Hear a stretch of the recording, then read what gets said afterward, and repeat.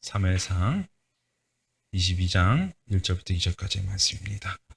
같이 한번 읽어 내려갑니다. 시작. 그러므로 다윗이 그곳을 떠나 아둘람 굴로 도망하매 그의 형제와 아버지의 온 집이 듣고 거리로 내려가서 그에게 이르렀고 환난당한 모든 자와 빚진 모든 자와 마음이 원통한 자가 다 그에게로 모였고 그는 그들의 우두머리가 되었는데 그와 함께한 자가 400명 가량이었더라. 아멘. 성경의 역사 중 가장 위대한 인물로 여김을 받는 사람은 바로 다윗일 것입니다. 그래서 심지어 그의 후손을 통해서 이 땅에 메시아가 올 것을 성경에서는 이야기할 만큼 그는 성경 역사의 가장 중요한 위치를 차지하고 있는 사람입니다. 그리고 그가 이루었던 다윗 왕국은 이스라엘 역사의 전무후무한 가장 강력하고도 왕성한 국가로 세웠던 시기로 그가 보냈습니다. 이렇게 위대한 역사를 이뤄냈던 또 위대한 이스라엘 왕국을 이루어놨던 다윗의 인생은 어땠을까요? 이렇게 화려하고 위대한 역사를 이뤘던 다윗의 인생은 그 인생만큼 처음 출발도 화려했을까요? 좋았을까요? 그리고 그가 처음 시작했던 다윗 왕국, 이스라엘 왕국은 과연 그 화려함으로부터 모든 것이 시작되었을까 생각을 해보게 됩니다. 성경은 우리들에게 이야기합니다. 이렇게 화려한 역사를 이루었던 다윗의 처음 시작은 말할 수 없는 비천함과 어려움 가운데 시작했다라고 우리들에게 이야기를 하고 있습니다. 특별히 다윗이 이제 왕으로 등극하기는 하는 모든 과정들이 참 어려운 과정들이 많이 있었습니다. 그때 당시는 사울 왕이 왕권을 잡고 있었었죠. 근데 사울 왕이 왕권을 잡자 또 하나님께 배역하고 반역하고 패역하여서 하나님의 신이 사울로부터 떠나게 되었습니다. 그래서 그 다음으로 하나님은 다윗을 택하여서 왕을 이어가게 하셨습니다. 특별히 사무엘 선지자를 통해서 이새라는 사람의 아들 가운데에 다음 왕을 이을 사람이 있을 것이다 라는 그 명령을 듣고 이제 베들레헴으로 찾아가게 되었습니다. 이새는 이제 사무엘 선지자가 오는 것을 보고서 그 또 내용을 듣고서 이제 그의 아들들을 이제 사무엘 앞에 다 보이게 합니다. 8명의 아들이 있었었는데요. 첫째인 엘리압을 그에게 보여주었습니다. 아무래도 첫째라는 게 모든 나라에서도 좀 그렇지, 우리나라도 그렇지만 첫째라는 게 좀 듬직하고 또 믿을 만한 그런 자녀이지 않겠습니까? 그래서 첫째인 엘리압을 이새가 사무엘에게 보여주었습니다. 그 엘리압을 보자 사무엘의 마음 가운데 좀 좋았어요. 왜냐하면 보기가 너무 좋았기 때문이에요. 어느 누가 봐도 그의 겉모습은 또 이렇게 그의 어떤 또 외모는 왕이 되기에 좀 적합한 모습으로 또 좋은 모습으로 있었던 것으로 보입니다. 그래서 사무엘이 생각하기로 저가 하나님께서 택한 그 다음 왕이 아닐까라는 그런 생각을 하게 되었습니다. 이런 생각을 갖고 있는 사무엘에게 하나님께서 말씀하시죠. 나는 사람의 외모를 보지 않는다. 용모나 신장을 보지 않는다. 즉 그가 큰 키를 가졌기 때문에 그를 좋아했는데 그런 외적인 요건들을 보지 않는다라고 하였습니다. 그래서 엘리압은 이제 안 되었고 그 다음 아들이 쭉 나오게 되었죠. 그런데 하나님께서 그 다음 아들도 아니라고 말씀합니다. 그래서 7번째 아들까지 다 보여줬는데 하나님이 아니라고 이야기하는 거예요. 그래서 당황스럽죠. 분명히 이 가문 가운데, 이 가족 가운데에 그 다음 왕이 있다라고 이야기했는데 그 다음 아들이 없는 거예요. 그래서 사무엘이 이새에게 물어보죠. 그렇다면 그 다음 아들은 없습니까? 라고 질문을 했는데 이새가 이렇게 이야기합니다. 그 다음 아들은 있는데 그 다음 아들은 저기 들에 나가서 양을 돌보고 있습니다. 라고 이야기를 하는 거예요. 이 말은 무슨 말일까요? 양을 돌보고 있다. 농경 문화이고 또 이게 양목 문화이기 때문에 이런 일은 어느 누구나 다 할 수 있는 일이에요. 그리고 자식이라면 아버지의 그런 일들을 잘 도와줘야 될 또 책임이나 의무가 있는 상황입니다. 그런데 이 순간은 가장 중요한 순간이잖아요. 그 다음 왕을 뽑아야 되고 그 다음 왕을 찾아야 되는 그 중요한 순간에 한 아들만 저 들에 나가서 양을 지키고 있다는 것은 뭘 의미합니까? 아버지의 마음 가운데서도 마지막 아들은 아니라는 거예요. 후보군에도 낄 수가 없는 그런 아들이라는 거예요. 그러니 형들을 다 내보내고 형들을 다 이렇게 세워놓고 너는 가능성도 없으니 그냥 양이나 지키고 있어라고 할 만큼 어떻게 보면 다윗의 모습은 그렇게 보기에 좋지 않는 모습으로 보였던 것으로 보입니다. 그런데 어떻습니까? 마지막 아들, 양을 치고 있는 아들을 하나님께서 다 그 이외의 아들은 다 마음에 안 드시니 그 마지막 아들이라도 보자라고 이야기하는 거예요. 그래서 어떻게 됩니까? 그 아들을 보자 하나님께서는 그를 택하셔서 그 다음에 왕으로 이어가시는 것이죠. 인간적으로는 볼품이 없었어요. 조건과 상황으로는 어떻게 보면 다윗은 왕이 될 만한 제목이 아닌 것으로 보입니다. 가장 사람들이 인정하지 않을 그런 조건의 사람. 사람들이 가장 받기 힘들고 또 받기 싫어하는 그런 조건을 가진 사람들을 통해서 하나님께서는 당신의 위대한 일을 시작하신다는 사실들을 우리는 잊지 말아야 합니다. 그런데 다윗이 이렇게 하나님의 선택을 받았으면 그 다음은 잘 풀려야 되잖아요. 좋아야 되잖아요. 그런데 그렇지 못했어요. 이렇게 다윗이 선택을 받고 이제 왕궁에 들어가서 이제 사울과 더불어 이제 지내게 되는데, 물론 이제 블레셋이라는 민족과 전쟁을 통해서 다윗은 이제 혁혁한 공을 세우곤 합니다.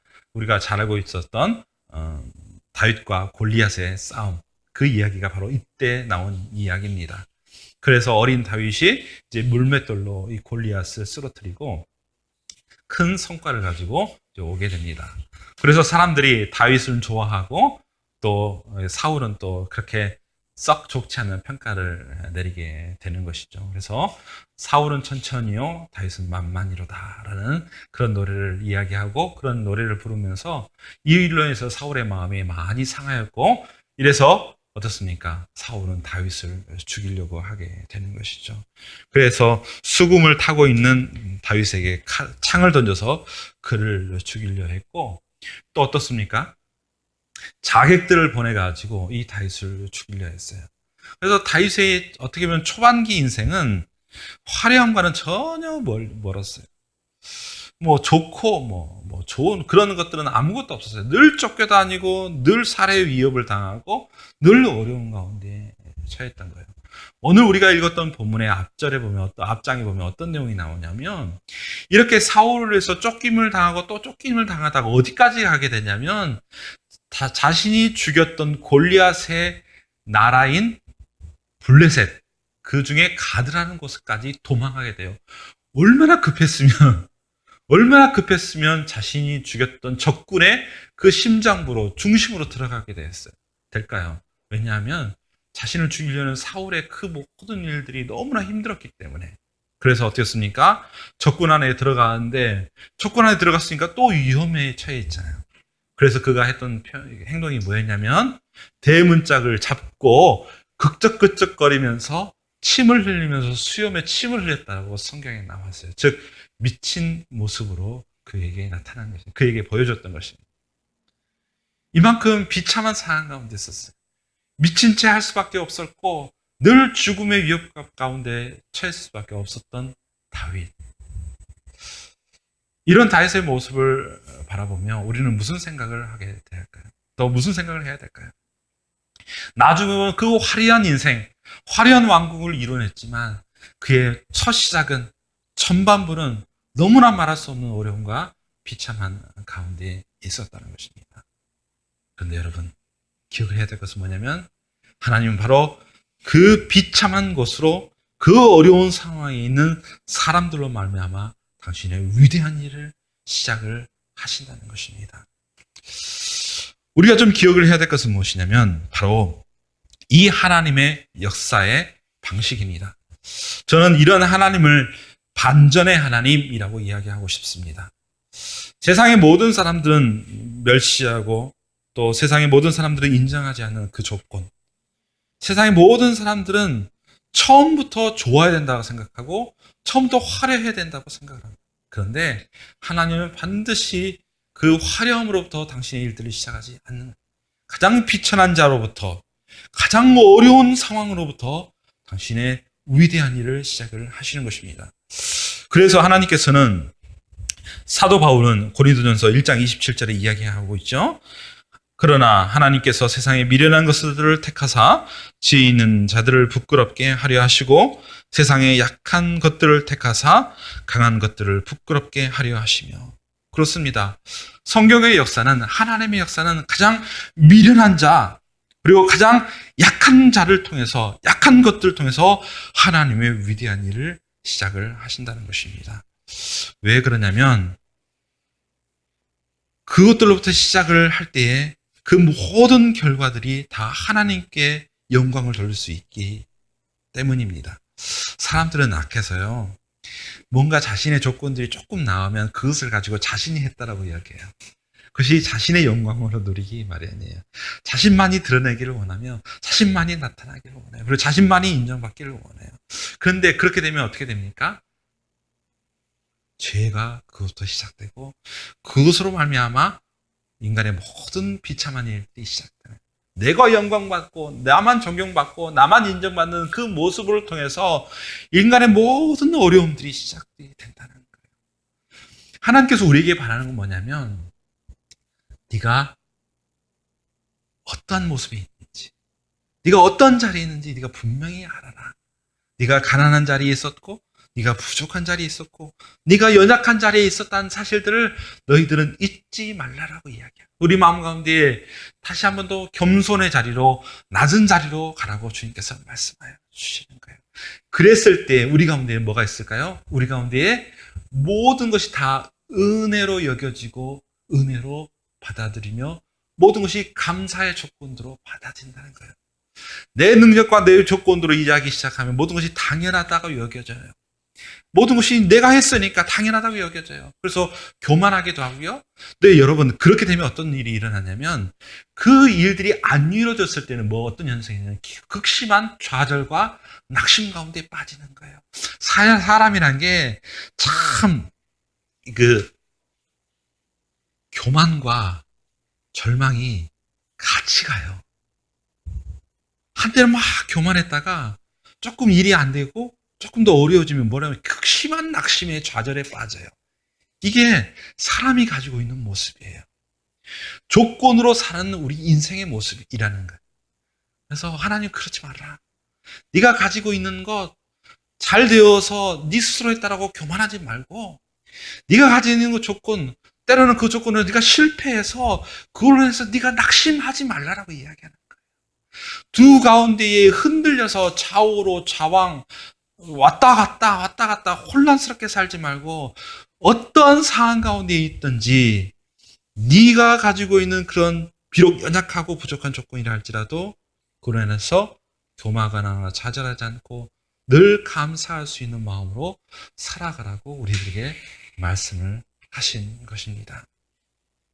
그래서 우리의 모든 조건들을 바라보면서 우리는 도리어 감사할 수 있고요, 모든 것으로 인하여 우리가 기뻐할 수 있게 되는 것입니다. 특별히 우리가 기대해야 될 것은 뭐냐면 우리 가장 작은 것을 통해서 하나님께서는 놀라운 일들을 행하신다는데, 그것은 바로 성경에 우리들에게 이렇게 이야기해요.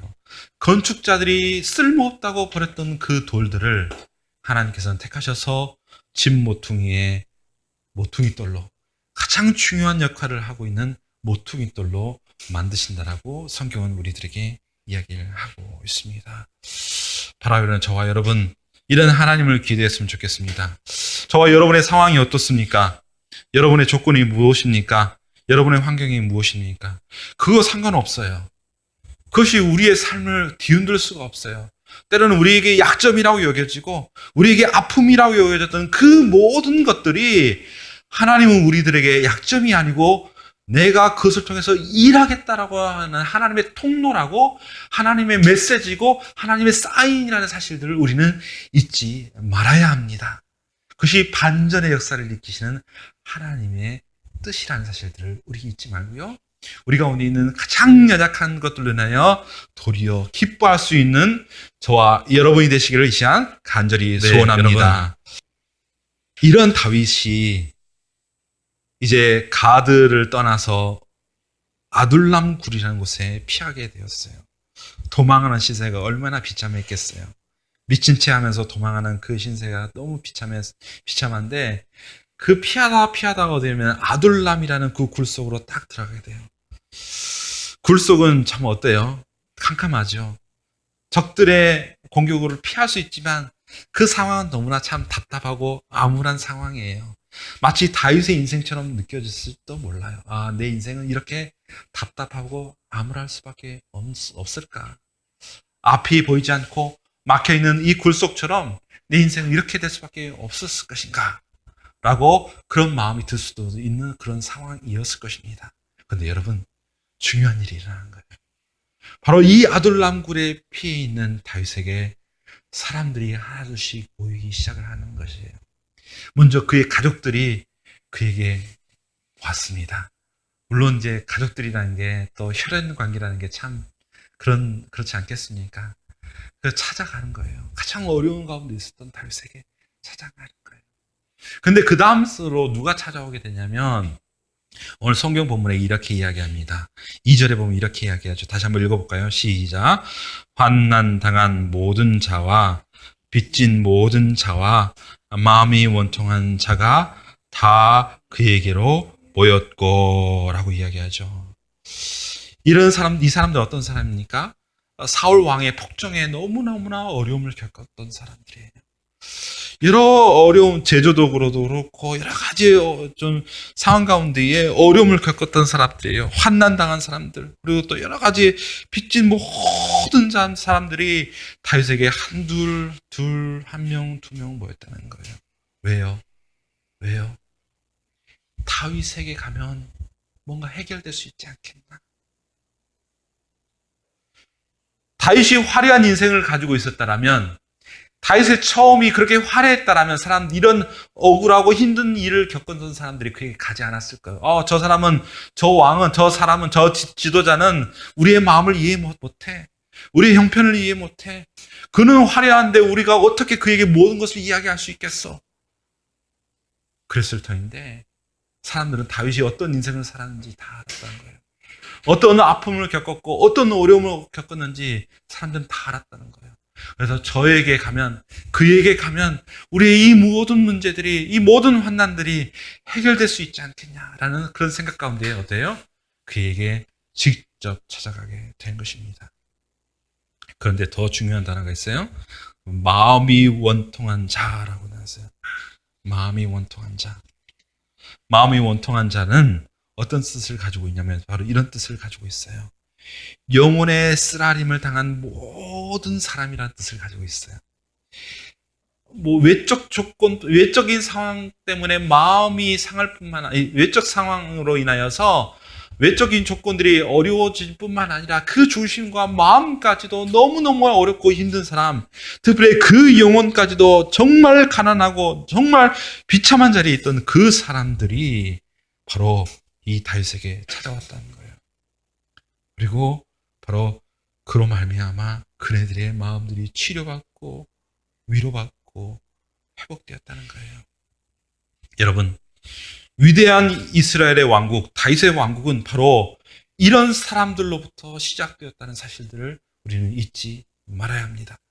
화려한 군사력이요, 강력한 재력이요, 지혜가 많은 사람이요, 똑똑한 사람들이 모여서 시작된 것이 아니었어요. 다윗의 왕국은 가장 비참한 자, 가장 어려운 자, 가장 상처가 깊은 자들이 모여서 그 왕국이 시작이 되었다는 사실을 우리는 잊지 말아야 할 것입니다. 저는 이것을 보면서 얼마나 소망을 갖게 되는지 몰라요. 이렇게 하나님은 일하시는구나.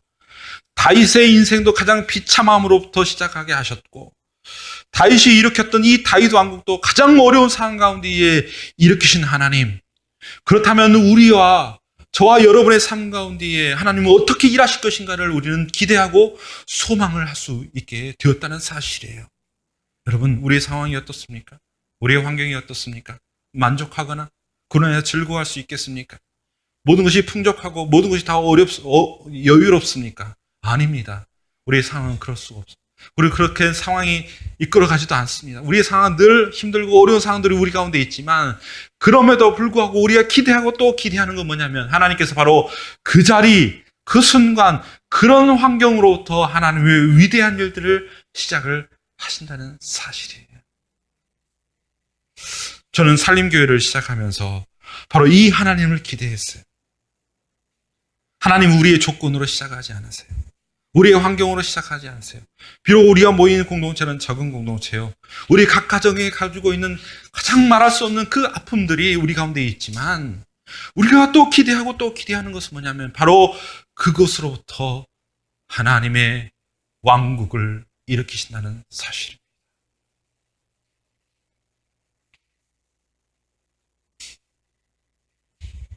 그리고 가장 상처가 깊은 사람들로부터 그 일들을 시작을 하신다는 것입니다.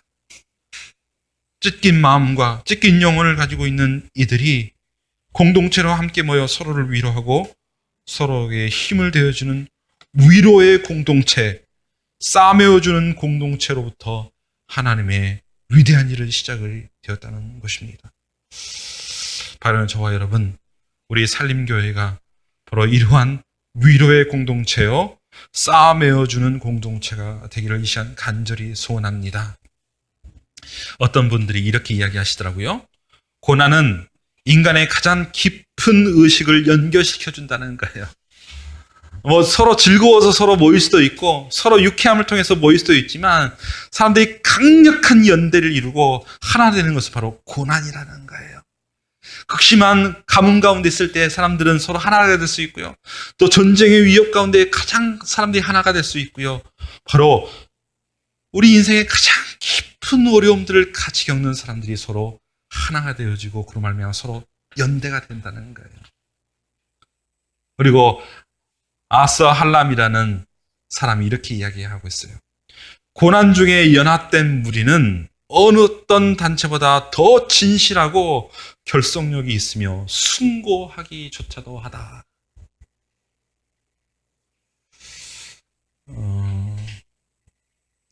우리 이종수 아버님 오셨는데요.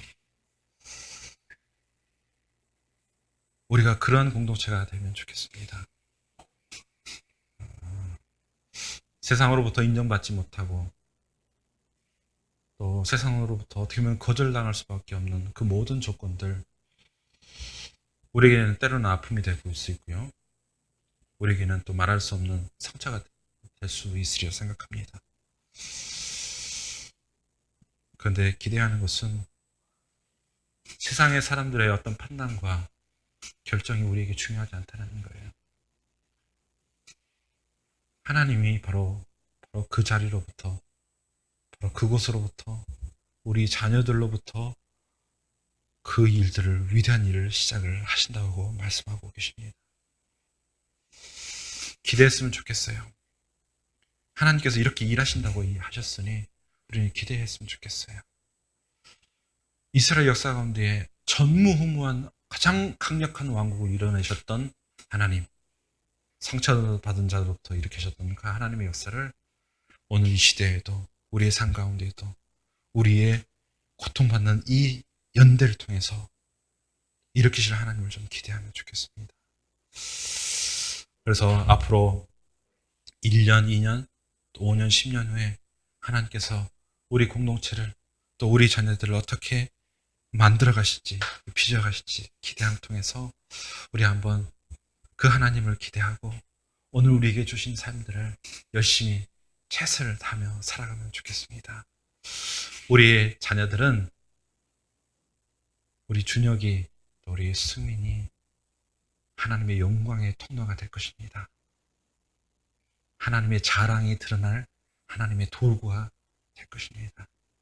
이 놀라운 역사를 우리가 기대하면서 우리에게 주어진 날들을 이 아름다운 역사를 위해서 함께 손을 잡고 주의 아름다운 역사를 같이 이뤄나가는 그런 아름다운 공동체, 아둘람의 공동체를 이루는 저와 여러분 되시기를 우리 주님의 이름으로 간절히 축원합니다. 기도하겠습니다.